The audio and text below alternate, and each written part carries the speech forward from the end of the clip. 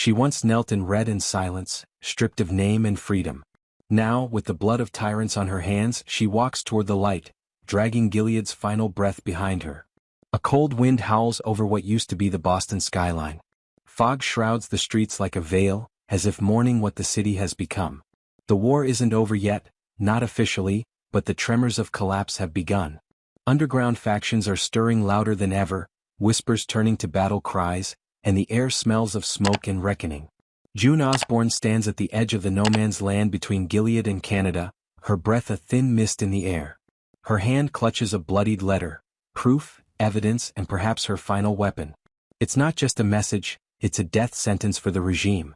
Back in Gilead, Commander Lawrence tightens his grip on power, but even he can feel it slipping through his fingers. The streets are no longer quiet. The eyes on the walls no longer obey without question. Whispers of rebellion echo in secret corners of homes, in church pews, in the restless glances of once silent Marthas. The air inside the regime's once iron walls is thick with suspicion and dread. Serena Waterford now walks a perilous tightrope. No longer merely a widow or a figurehead, she's wielding influence, but it's a dangerous game. Her uneasy alliance with June has reached a breaking point. In the shadows, she sends coded messages across the border, hoping June can do what she cannot: ignite a fire inside Gilead that no one can extinguish. Luke is alive but not safe. He's been captured during a failed extraction mission deep in Gilead territory.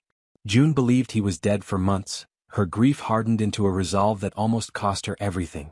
Now, a flicker of hope returns, but it comes at a cost. She must trade more than secrets. She must trade herself. In a hidden bunker beneath the ruins of a former post office, June meets with Commander Nick Blaine for what might be the last time.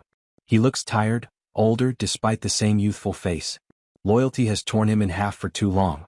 Nick confesses that he's been feeding information to the resistance all along, risking death for the slim chance that June might survive and that Hannah, his child, might live in a world without commanders. June doesn't flinch. She's past tears, past fury. She only nods. There's no time for regret. She presses a tracker chip into his palm, one that leads straight to the heart of the Red Center. It's time to strike. Meanwhile, Aunt Lydia faces a reckoning of her own. Her faith has begun to crack. The girls, her precious girls, are no longer hers. A group of handmaids escaped 2 weeks ago, executing 3 guardians in the process. Lydia had raised them. She knew their prayers. But they are no longer sheep, they are wolves now. And Lydia is left alone in the woods, holding a broken shepherd's staff. The final operation begins under moonlight. A convoy of black vans rolls into Gilead's inner compound. June, disguised as a high-ranking wife in mourning, slips through security. Her disguise is convincing, but every second is a countdown. Serena, playing the double agent, triggers the silent alarm, just not the one Gilead expects. Instead, it signals the resistance. Explosives planted beneath the council hall detonate in synchronized bursts, bringing the towers of command crumbling down like sandcastles in a storm. Chaos erupts. Fire spread across the compound. Rebels disguised as Marthas emerge from hiding with stolen rifles. Handmaids slit the throats of their former captors with the quiet rage of 1,000 stolen prayers. In the center of it all, June finds Hannah, now a teenager hardened by indoctrination but still carrying her mother's fire in her eyes. They don't embrace immediately. There's no time. They just run. Nick is shot in the escape, bleeding in the back of the getaway van. June's hands are stained red again, but this time it's not with submission. It's with vengeance, with the promise of a new world. In the final minutes, Serena and June stand across from one another at the border, fire reflecting in their eyes.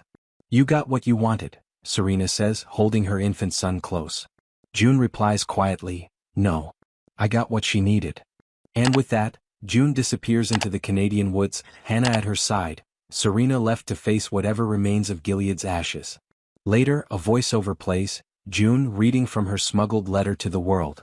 She speaks of freedom not as a gift, but as a wound that demands tending. Of daughters who will never wear red. Of women who will never again be silenced. Her voice fades into the wind as images of burned-out command halls, liberated handmaids, and broken statues fill the screen. The last shot lingers on a red cloak fluttering in the trees, empty, abandoned, and finally free.